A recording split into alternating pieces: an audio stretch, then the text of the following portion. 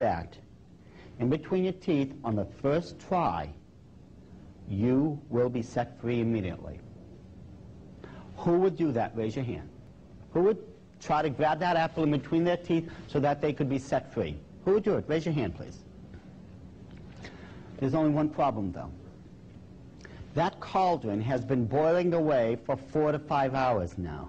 The boiling temperature of liquid is 212 degrees Fahrenheit. Now, who would do it? No volunteers? You? You know, you'd be the only one then who would have a chance of living. You see, if you didn't try for it, you were going to end up as a human sacrifice offering anyways. This was your only way out. Every single person there did take the chance, except with dire consequences, let's face it. After they plunged their heads into that boiling liquid, their faces, their neck, and I don't even know how much of their chest and back literally was just melting to where they would be permanently disfigured and unrecognizable. Many of them went blind because of the 212-degree liquid that was burning their eye sockets away. Many end up as partially or permanently deaf because of the damage that was done to their ear canal and the damage that was done to their speech and to their respiratory system because all that liquid was funneling down their throats while they were trying to grab that apple. And yes, this is where you got that cute little game, bobbing for apples.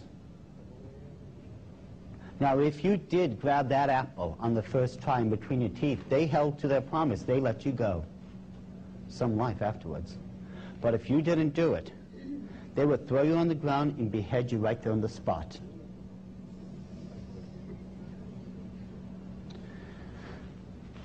Samhain is the highest night of human sacrifice on the Illuminati's calendar. And the reason it is because this is, at this time of the year, what's known as a crossroad. It ends the old year and begins the new one. Now, all crossroads in the occult are sacred.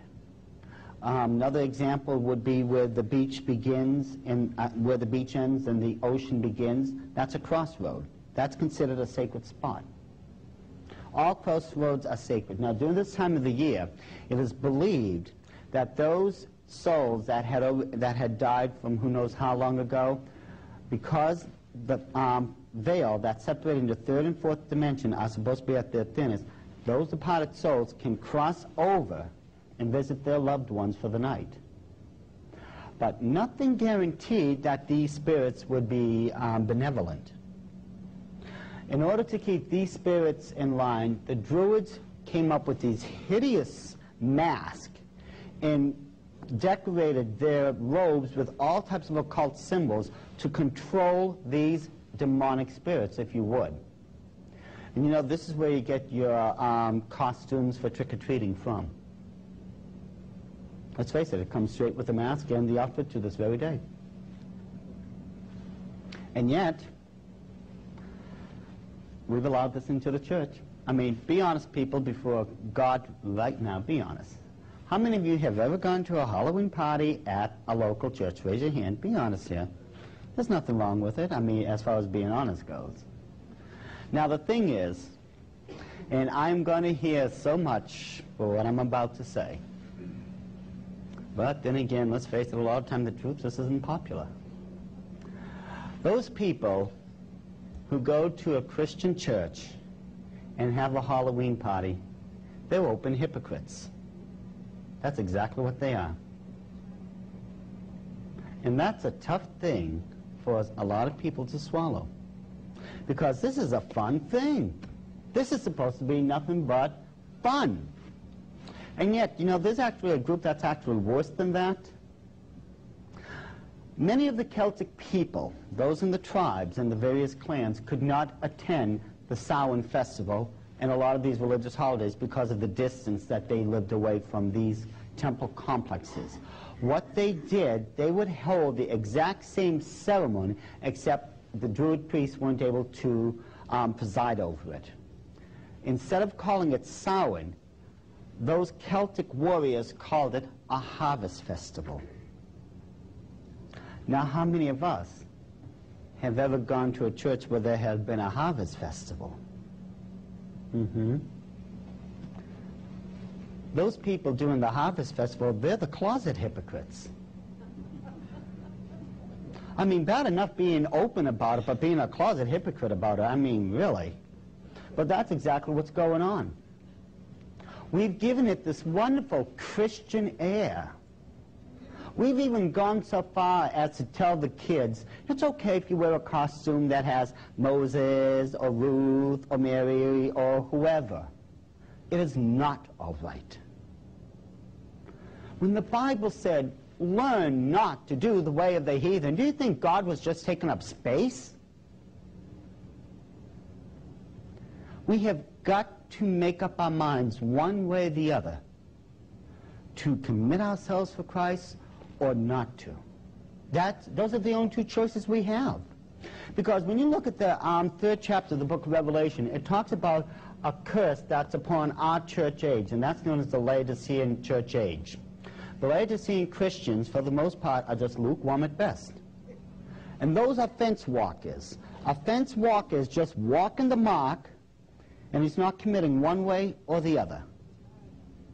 How can God bless a person who won't make up his mind one way or the other? This is what it comes down to. And didn't Hosea himself say that my people die for lack of knowledge? Well, I think we're getting a fair amount of knowledge right now, but the question is, what are you going to do with it? This is what you have to ask yourselves. And as I said before, this is not a popular topic of discussion. Let's face it. How many of us have gone out, we've celebrated Christmas, we've gone Easter egg hunting, many of us. Halloween, harvest festivals, and trust me, I'm not done yet. But this is popular stuff. But since when did Christ tell us we're here for popularity points? We're not here for that reason. We're here for one and only one purpose, and that's to fulfill the Great Commission, to go out there, preach the gospel of salvation, and get these people saved. But how is that going to be possible if our own houses need to be cleaned up? We want God to shed his blessings from on high. We want God to use us. How can we honestly expect God to do that if we're doing the exact same thing the heathens are doing? In the occult world, nothing has changed, and this is more than 5,000 years old. And if my pastor Bruce Wilson was here right now, he would be looking at me and wondering what's getting into me. See, I have a deadly fear that one of these days God may call me into, the ministry to become a preacher. No. My gift is in teaching, and I'm just praying God never does that to me. Don't get me wrong. Preachers are some of the nicest people on God's earth. You should make a friend of them. But it just isn't my gift. It really isn't. But the truth is, really, how are we ever going to be used of God if we don't clean up our own houses first?